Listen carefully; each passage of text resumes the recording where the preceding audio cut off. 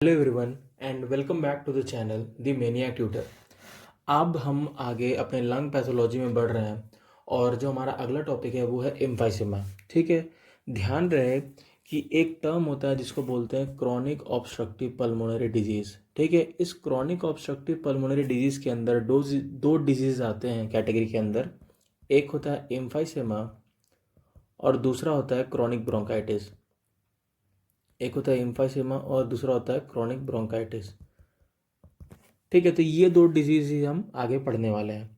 तो पहले हम लोग पढ़ते हैं एम्फाइसेमा। जो basics of obstructive pulmonary disease हैं वो मैं अगले वीडियो में बताऊंगा।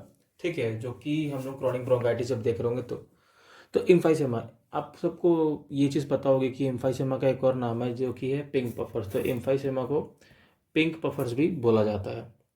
क्यों बोला जाता है आगे चल के हम लोग देख लेंगे। तो जो बेसिक डेफिनेशन ऑफ एम्फाइसेमा है उसमें क्या है कि एम्फाइसेमा में होता है irreversible dilatation and destruction of the acini and their elastic tissues. ठीक है, ये तो समझ में आ रहा है कि इरिवर्सिबल डिस्ट्रक्शन हो रहा है। ठीक है, और डिस्ट्रक्शन होने की वजह से डायलेटेशन भी हो जा रहा है, ये भी बात समझ में आती है। लेकिन एक बात समझ में नहीं आती है कि किसका हो रहा है, तो एसिनाई का होता है। तो एसिनाई क्या होता है ये हम लोग थोड़ा सा बेसिक्स देख लेते हैं। तो अगर हम रेस्पिरेटरी ट्री बनाएंगे, ठीक है, तो रेस्पिरेटरी ट्री क्या होता है, जैसे कि हमारा जो रेस्पिरेटरी ट्री है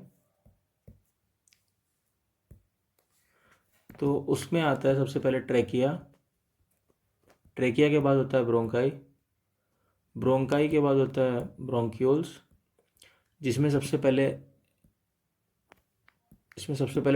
टर्मिनल ब्रोंक्यूल आते हैं। उसके बाद रेस्पिरेटरी ब्रोंक्यूल आता है। उसके बाद मेरा एल्वेलर डक्ट आता है और उसके बाद आता है मेरा एल्वेलाई।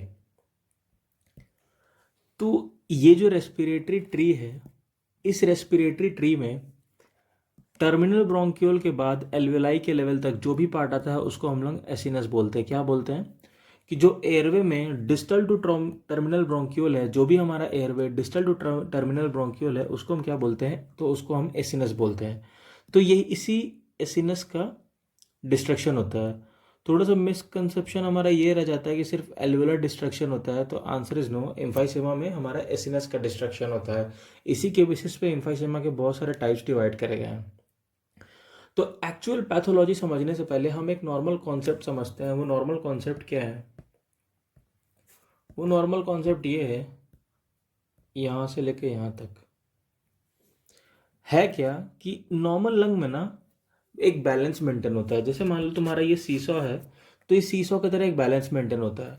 कुछ चीज़ें ऐसी होती हैं जो लंग को डैमेज कर रही होती हैं, कुछ चीज़ें ऐसी होती हैं जो लंग को डैमेज कर रही होती हैं, और कुछ चीज़ें ऐसी होती हैं जो लंग को प्रोटेक्ट कर रही होती हैं। तो जो चीज़ लंग को डैमेज कर रही होती है ना, वो प्रोटीएज की कैटेगरी में फॉल करती होती हैं, और जो चीज़ को प्रोटेक्ट करती है उनको हम एंटी प्रोटीएज बोल देते हैं। ठीक, तो यही चीज़ मैंने यहाँ पे लिख रखा है कि जो कि नॉर्मल लंग में एक हमारा प्रोटीज और एंटी प्रोटीज का बैलेंस मेंटेन है। तो देखो ये चीज़ देख लो कि ये नॉर्मल लंग है, उसमें एक बैलेंस मेंटेन है किसका, प्रोटीज का और एक एंटी प्रोटीज का। प्रोटीज का एग्जाम्पल है इलास्टेज और एंटी प्रोटीज का एग्जाम्पल है अल्फा 1 एंटीट्रिप्सिन। ठीक है, तो एम्फाइसेमा में होता क्या है पहले देखते हैं। कि देखो एम्फाइसेमा का मेजर रिस्क फैक्टर क्या है भाई, सुट्टा पीना, स्मोकिंग। तो स्मोकिंग करने से क्या होगा, बेसिकली पॉल्यूटेंट है, एलर्जन एंटीजन की तरह काम करेगा, और वो क्या करेगा, माइक्रोफेज को आके स्टिमुलेट कर देगा। ये कहानी हम लोग पिछले लेक्चर्स में भी एआरडीज में थोड़ा सा देखे थे कि कोई भी पॉल्यूटेंट होता है या फिर कोई भी एलर्जन होता है, वो माइक्रो जो भी वो लंग में जाता है तो वो माइक्रोफेज को स्टिमुलेट करता है, जिसके रिस्पॉन्स में लंग हमारे साइटोकाइंस रिलीज करता है। और यहाँ पे जो प्रीडोमिनेटली साइटोकाइन रिलीज होगा वो क्या होगा, इंटरल्यूकिन 8। सबको पता है इंटरल्यूकिन किसको बुलाते हैं, तो इंटरल्यूकिन न्यूट्रोफिल को बुलाता है। ठीक है, तो इंटरल्यूकिन ने न्यूट्रोफिल को बुला दिया।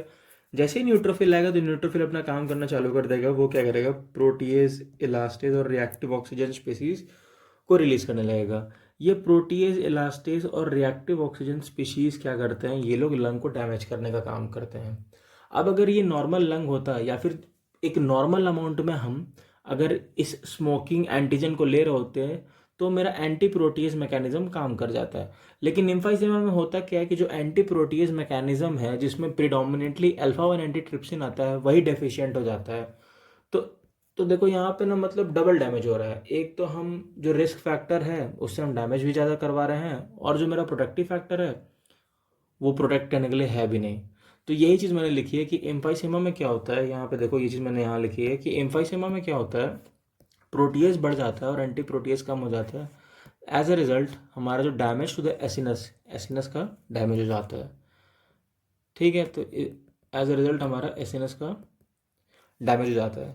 अच्छा, अब जो मोस्ट कॉमन जीन म्यूटेशन ऐसा देखा गया है कि किस जीन के म्यूटेशन की वजह से एंटीट्रिप्सिन का लेवल कम होता है, तो वो होता है pi gene, protease inhibitor gene. Protease inhibitor नाम से ही समझ में आ रहा है ना, प्रोटीएज जो डैमेज कर रहा था उसको इनिबिट करता, प्रोटीएज इनिबिटर पीआई जीन। लेकिन वो क्या है, वो तो एब्सेंट है। ये जनरली जीन कहाँ प्रेजेंट होता है, क्रोमोसोम नंबर 14 पे होते हैं। इसके फिनोटाइप्स भी मेडिसिन और थोड़ा सा उसमें दिया हुआ है, लेकिन मेरे हिसाब से वो इरेगुलर है, मतलब इरेलीवेंट है यहाँ पे, तो तुम लोग उसको छोड़ सकते हो। अब आगे चलते हैं हम लोग सब टाइप्स ऑफ एम्फाइसेमा पे। एम्फाइसेमा के सब टाइप्स की अगर हम बात करेंगे तो 4 टाइप्स के होते हैं। पहला क्या होता है, सेंट्री एसिनर। दूसरा क्या होता है, पैन एसिनर। तीसरा होता है पैरासेप्टल। और चौथा होता है इरेगुलर एम्फाइसेमा। तो ऐसे 4 टाइप्स के एम्फाइसेमा होते हैं। ठीक है, कौन सा किस में पाया जाता है ये देख लेते हैं। जो सेंट्री एसिनर होता है वो स्मोकर्स में मिलता है। ठीक है, पैन एसिनर अल्फा 1 एंटीट्रिप्सिन की डेफिशिएंसी में दिखने को मिलता है। न्यूमोथोरैक्स में पैरासेप्टल देखने को मिलता है। न्यूमोथोरैक्स क्या होता है कि न्यूमोथोरैक्स मतलब, न्यूमो का मतलब है एयर, सो बेसिकली एयर का थोरैक्स में आ जाना। स्पॉन्टेनियस न्यूमोथोरैक्स वाले केसेस में हमें पैरासेप्टल एम्फाइसेमा देखने को मिलता है। और एक होता है इरेगुलर एम्फाइसेमा, उसको बस नाम याद रख लो। इसके अलावा 3-4 टाइप के और होते हैं जिसको हमें एकदम नहीं जानना है, रॉबिन्स में 4 टाइप ही दिया था, तो बस ये देख लो। तो अब होता क्या है कि हमने देखो ये चीज़ें पढ़ी थी कि आज क्या पढ़ी थी हमने चीज़ें कि टर्मिनल ब्रोंक्यूल के बाद जो भी हमारा पार्ट है रेस्पिरेटरी ट्री का, उसको हम क्या बोलते हैं, एसिनस। तो आप देखते हैं कि एसिनस के अंदर आता क्या है। एसिनस के अंदर सबसे पहले आता है रेस्पिरेटरी ब्रोंक्यूल, उसके बाद आता है मेरा एल्वेलर डक्ट, और उसके बाद आता है मेरा एल्वेलाई। ये तीनों कंस्टिट्यूएंट मिला के क्या बनाते हैं, ये तीनों कंस्टिट्यूएंट्स मिला के हमारे एसिनस बनाते हैं। ठीक है, चलो। तो अब होता क्या है ना कि सेंट्री एसिनर में क्या होता है कि रेस्पिरेटरी ब्रोंक्यूल डायलेटेड रहता है और एल्वेलर डक्ट और एल्वेलाई नॉर्मल रहते हैं। पैन एसिनर में क्या होता है, पूरा एसिनस, पैन एसिनर नाम से समझ में आ रहा है, पैन एसिनर मतलब पूरा एसिनाई डायलेटेड है मेरा, तो मतलब respiratory bronchiole, alveolar duct, alveoli सब डायलेटेड है। ठीक है, इतनी चीज़ें हमने देख ली। अब हम देखते हैं कि पैरासेप्टल में क्या होता है कि रेस्पिरेटरी ब्रोंक्यूल मेरा नॉर्मल होता है और एल्वेलर डक्ट और एल्वेलाई डायलेटेड होती हैं, और इरेगुलर तो हम लोग को देखना ही नहीं, वो हमारे लिए इरेलीवेंट है। सो बेसिकली यही हमें देखना है। एक बार रिवाइज कर लो मेरे साथ। सेंट्री एसिनर में क्या होता है, रेस्पिरेटरी ब्रोंक्यूल डायलेटेड होता है, एल्वेलर डक्ट और alveoli normal. Pan acinar, pan नाम से समझ में आ रहा है, इंटायर एसिनस डायलेटेड हो जाएगा। पैरासेप्टल यहाँ पर रेस्पिरेटरी ब्रोंक्यूल ठीक रहेगा और एल्वेलर डक्ट और एल्वेलाई डायलेटेड हो जाएंगे। ठीक है, तो ये चीज़ें हमने अभी तक देखी कि हमने देखा इंट्रोडक्शन ऑफ एम्फाइसेमा क्या था, उसकी पैथोजेनेसिस देख ली, उसमें हमने एटियोलॉजी यानी कि रिस्क फैक्टर भी देख लिया, दूसरा जीन म्यूटेशन की भी हमने बात कर ली। ठीक है, उसके बाद हम क्या करें, उसके बाद हमने सब टाइप्स ऑफ एम्फाइसेमा देखा जो कि 4 टाइप का होता है। हमने एसिनस के बारे में बात करी। अब देखो, मेरे को एक बात बताओ, क्या एम्फाइसेमा में मेरा एल्वेलाई डैमेज हुआ? आंसर इज यस, लेकिन सिर्फ पैन एसिनर में हो रहा है और पैरासेप्टल में हो रहा है। जो सेंट्री एसिनर एम्फाइसेमा है, जो कि मोस्ट कॉमन एम्फाइसेमा होता है, उसमें तो एल्वेलाई डैमेज नहीं होता है। तो क्वेश्चन आता है कि जब मेरा एल्वेलाई डैमेज नहीं हुआ तो मेरे को प्रॉब्लम क्यों हो रहा है? बिकॉज गैस एक्सचेंज तो एल्वेलाई के लेवल पे होता है। तो यही हम लोग देखते हैं। तो प्रॉब्लम क्या होता है ना कि इसको ऐसे समझो कि ये जो तुम्हारा नॉर्मल लंग है, ठीक है, ये नॉर्मल लंग है और ये एल्वेलाई है, ठीक है, और ये तुम्हारा रेस्पिरेटरी ब्रोंक्यूल है। तो जब हम इंस्पिरेशन लेंगे तो क्या होगा, इसमें हवा भर जाएगा, यहाँ पूरा हवा भर जाएगा, और ये क्या होगा, एल्वेलाई डायलेटेड हो जाएगा। हमें पता है कि इंस्पिरेशन जो है मेरा एक्टिव प्रोसेस है और एक्सपिरेशन जो है वो पैसिव प्रोसेस है, मतलब अपने को इसमें मेहनत नहीं करनी होती है। क्यों नहीं मेहनत करनी होती है? क्योंकि देखो इंस्पिरेशन के टाइम एल्वेलाई का साइज ये होता है, और सॉरी, नॉर्मली एल्वेलाई का साइज ये होता है, और इंस्पिरेशन के टाइम एल्वेलाई देखो एयर के साथ फील होकर ऐसे डायरेक्ट हो जाता है। इस एल्वेलाई में क्या होता है, इलास्टिन प्रोटीन होता है, जिसके वजह से इलास्टिक रिकॉइल होता है और एक्सपिरेशन अपने आप हो जाता है। क्या होता है, इलास्टिन होता है, उसकी वजह से इलास्टिक रिकॉइल होता है और एक्सपिरेशन में हवा अपने आप बाहर निकल जाता है। ठीक है, तो बस यही है नॉर्मली। नॉर्मल लंग में देखते हैं कि ये मेरा एल्वेलाई है, ये मेरा रेस्पिरेटरी ब्रोंक्यूल है, मेरा एयर अंदर आया और एक्सपिरेशन के टाइम एयर अपने आप बाहर चला गया। ठीक है, लेकिन एम्फाइसेमेटस लंग में होता क्या है, अगर हम बात करें एम्फाइसेमेटस लंग की, ठीक है, तो एम्फाइसेमेटस लंग में प्रॉब्लम ये है कि देखो,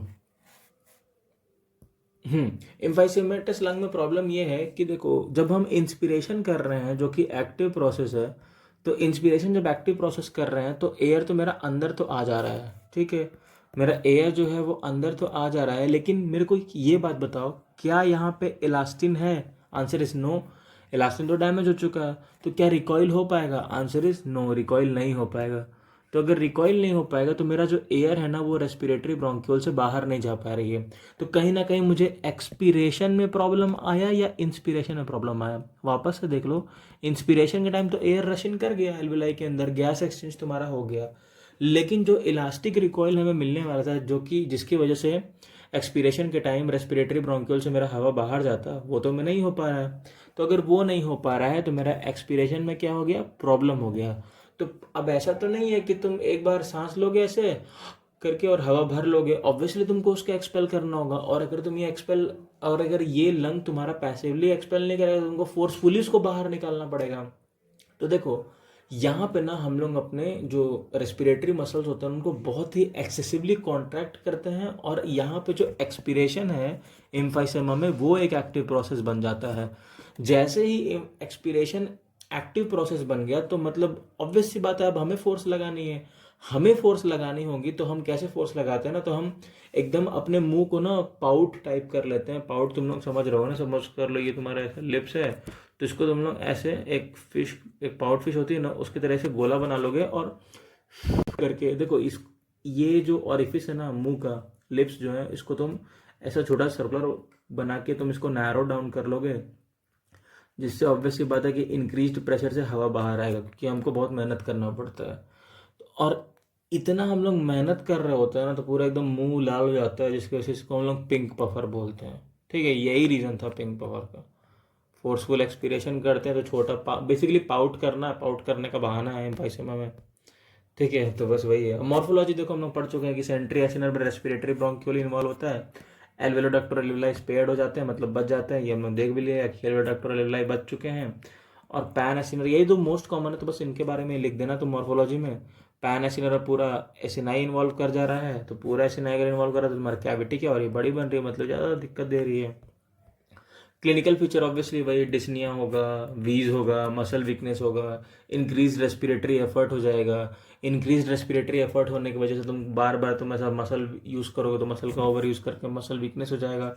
और हम लोग क्या बोलते हैं एम्फाइसेमा को? तो पिंक पफर बोलते हैं। ये भी पॉइंट तुम वहाँ पे ऐड कर सकते हो। डायग्नोसिस के लिए देखो, स्पायरोमेट्रिक करके एक चीज़ होती है जो कि तुम लोग शायद फर्स्ट ईयर फिजियोलॉजी में पढ़े होगे। उसमें जो FeV1/FVC की वैल्यू लेस देन 70% होगी।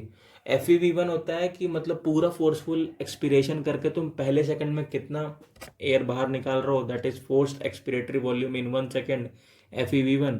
FVC क्या होगा? लेस देन 70% होगा। ये जो चीज़ें हैं मैंने अगले लेक्चर में थोड़ा अच्छे से बता दिया है, क्योंकि मैं पहले क्रॉनिक ब्रोंकाइटिस पढ़ाने वाला था, बट अब इम्फाइसेमा ही बता दिया, तो वो आगे आगे नेक्स्ट लेक्चर में और भी क्लियर हो जाएंगी। तो अगर जस्ट अभी तुमको समझ नहीं आ रहा तो just for the time being तुम इसको याद कर लो कि ऑब्स्ट्रक्टिव लंग डिजीज में ये तो तुमको याद करना है कि ऑब्स्ट्रक्टिव लंग डिजीज में तुम्हारा FeV1/FVC लेस देन 70% होगा। और ये एक नॉर्मल लंग का स्पायरोमेट्री का डायग्राम है। और ये जो है COPD में क्या हो जाता है, ये एक्सपीरेशन, ये ऊपर वाला जो ग्राफ है वो एक्सपीरेशन को डिनोट करता है, नीचे वाला ग्राफ इंस्पिरेशन को डिनोट करता है। इसको हम लोग फ्लो वॉल्यूम कर्व बोलते हैं। ये हम लोग मेडिसिन में ज़्यादा आगे तुम लोग आगे पढ़ोगे, तो ये मेडिसिन का पॉइंट है। अभी बस पैथोलॉजी के नाम पे बस थोड़ा थोड़ा लिख लो ताकि तुमको मार्क्स अच्छे मिल जाए अपने प्रॉफ में। ठीक है, तो ये ऐसा डायग्राम बनेगा, नॉर्मली ऐसा बनता है। ये जो ब्लू वाला है वैसे नॉर्मली बनता है, और रेड वाला जो है वो COPD केस में, मतलब एज ये एम्फाइसेमा और क्रोनिक ब्रोंकाइटिस दोनों के केस में बनने वाला है। ठीक है, चेस्ट एक्सरे में तुमको डायफ्राम स्लाइटली लोअर डाउन मिलेगा। ट्रीटमेंट इसका एक ही ट्रीटमेंट है कि सुट्टा पीना छोड़ दो, छोड़ दोगे तो वही है, तुम्हारे ऊपर है। इसमें 5 वेज होते हैं, ये भी मेडिसिन का पार्ट है, उसको तुम इग्नोर कर सकते हो। ठीक है, शॉर्ट एक्टिंग बीटा एगोनिस्ट तुमको ड्रग देना पड़ेगा। शॉर्ट एक्टिंग बीटा एगोनिस्ट क्या करेगा? ब्रोंकोडायलेशन में थोड़ा सा हेल्प कर देगा, बीटा 2 एगोनिस्ट बेसिकली। और ये मेन ट्रीटमेंट होता है short acting anti muscarinic agent देके हम लोग थोड़ा सा इसको हेल्प कर लेते हैं, ठीक है। Short acting anti muscarinic agent देखें हम लोग काम करते, तो ये जो है मेरा मेन ट्रीटमेंट है। और तुम्हारा सुट्टा छोड़ना भी मेन ट्रीटमेंट है। साबा का मेन रोल हम लोग पढ़ेंगे ब्रोंकियल एस्मा में, ठीक है। Thank you very much for watching this video. अगर तुम लोग देख रहे हो तो प्लीज़ लाइक कर देना, कमेंट कर देना, कमेंट ज़रूर कर देना, मतलब let me know how I am teaching. Thank you very much, bye.